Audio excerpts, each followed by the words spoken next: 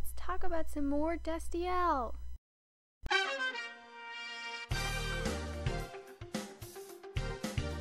Now, understanding how Dean and Castiel feel for each other really comes from a place of understanding how they deal with emotions specifically.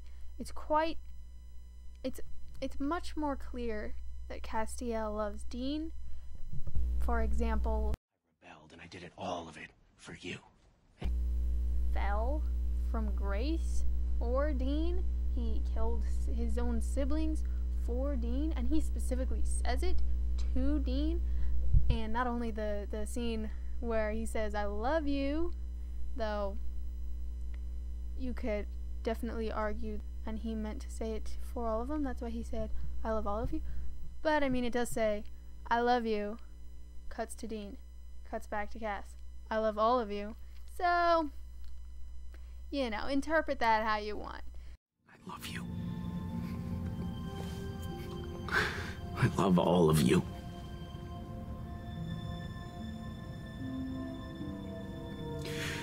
Which is a sneaky way that they do things. So it's more and more inching to like, oh my goodness, it's real. And then people can still say, no, it's not.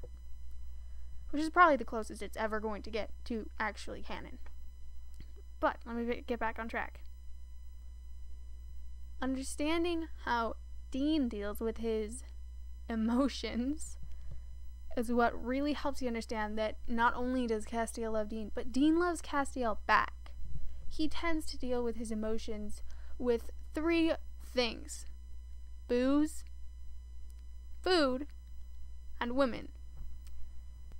But let's take a look at Dean's character. He's a manly man. He likes food. He likes women. He likes beer. He likes all that kind of stuff. And when we see like a character change when Castiel is introduced, it's not necessarily specifically because Castiel is introduced. It just happens. You know, they're growing up. Things change. A lot of stuff happens around that time. His worldview just changes entirely. After meeting Castiel, he actually stops going to bars as much, and he stops hooking up with women, which I think is really interesting. Like, the only time he does really go back to his old ways is when Castiel is gone and he is trying to deal with his emotions. Cass leaves many times. He like betrays him, even though he always does it to help Dean and Sam. Even though he always does it for the boys, it always leaves Dean feeling betrayed. Like, oh my gosh, that was a horrible decision, which I agree with. A lot of times it was a bad decision. Dean always forgives him. Like, within the span of 24 hours, he's like, okay, I forgive you. Cass is like, Find some way to redeem myself to you. Alright, well, one thing at a time. Come on, let's get you out of here. Come on. I need it, Dean. Okay. Alright, well, let's go find Sam, okay? we also know that Dean really doesn't like talking about his feelings with anyone. Except for Castiel. Castiel is the only exception. He's like, hey Cass, how are you feeling? Hey Cass, let's talk about feelings. But not with anyone else. He's like, Sam, let's stop talking about feelings, okay? But with Cass, he opens up like in a whole nother level. Those scenes are usually cut short because Sam run in and accidentally interrupt. What the hell are you talking about? It's where I belonged. I needed to do penance. For the things I did on Earth and in heaven, I didn't deserve to be out. And I saw that clearly when I was there. I planned to stay all along. I just didn't know how to tell you. You can't save everyone, my friend. So you try. Hey. Everything okay? Yeah. Which we hope they can finish one day. Another thing is how worried Dean gets when Castiel's missing. Like, it's another thing when Castiel leaves. Like, when he's missing, Dean gets so stressed out on, like, a whole nother level. Like, completely different to Sam. Sam's worried, and he's like, hey, I'll call you. He calls like every now and then, usually only because Dean was nagging him to. And like, honestly, like, Cass's phone is just blowing up constantly. It's just like, you're doing the right thing, you know. When Dean was in purgatory, he was there for a long time. I don't know if it was longer than Earth time or what, but he was there for a long time. Even if it was only Earth time, he was there for quite a long time. And the whole time, he was looking for Cass. Like, they find Cass, only then can they leave. Which, that's love right there. Whether or not it's romantic or whatever. I mean, it's still love. So I'm just gonna make a collection of other observations that I've made between them. For example, how close Castiel stands next to Dean. You've probably heard about this because, I mean, it's talked about by a lot of people. He doesn't stand close to everyone. He stands close to Dean, only Dean, from the beginning. I believe that something went on when he was rescuing Dean from hell, you know, that made them have the more profound bond, and they like constantly are trying to get near each other and touch each other. I believe that that's them subconsciously longing for each other. Another thing about them trying to touch each other is whenever Castiel heals Dean, he like touches him and strokes him, and angels don't have to make actual contact to heal them. Gadriel heals Castiel by just hovering his hand over his chest. But every time Castiel is going to heal Dean, except like once, like use it as an excuse to like touch his shoulder, you know, touch his forehead, touch his arm in the most recent episode. We have another thing, whenever something big happens to Cass, he immediately calls Dean, and he's just like, hey, honey, I lost my grace. I mean, it's not like he only knows Dean's phone number. He's an angel. I'm sure he can remember literally everything. I mean, he could call Sam. The only time he calls Sam and not Dean is when he's working behind Dean's back with Sam, and just the look on Dean's face is priceless. He's like, oh my god, Cass is calling Sam.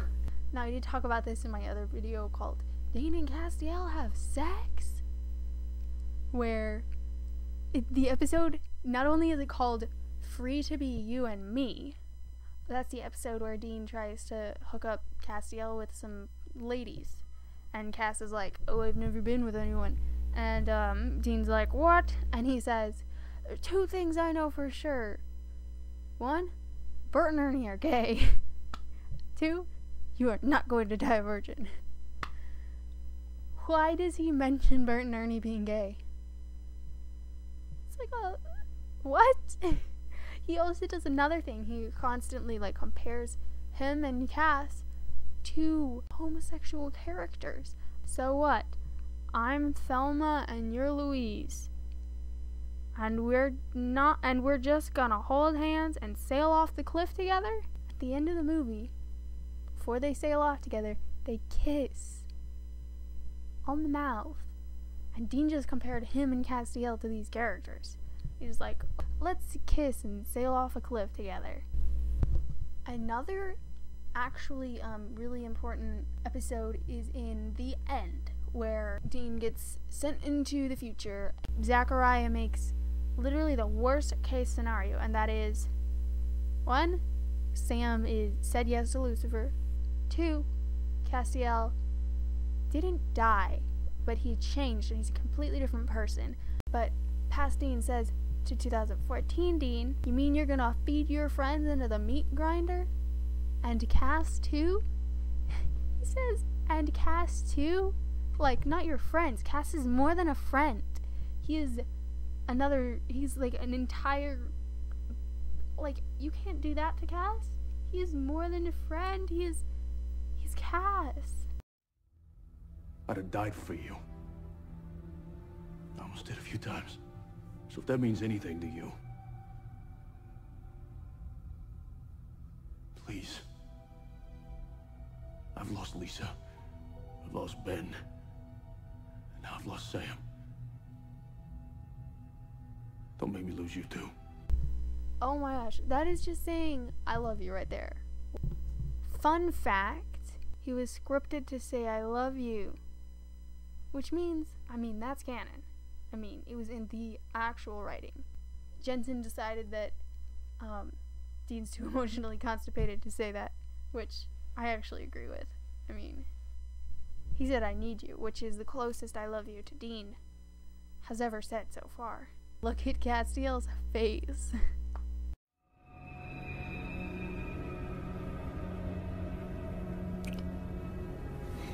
You did the best you could. I forgive you.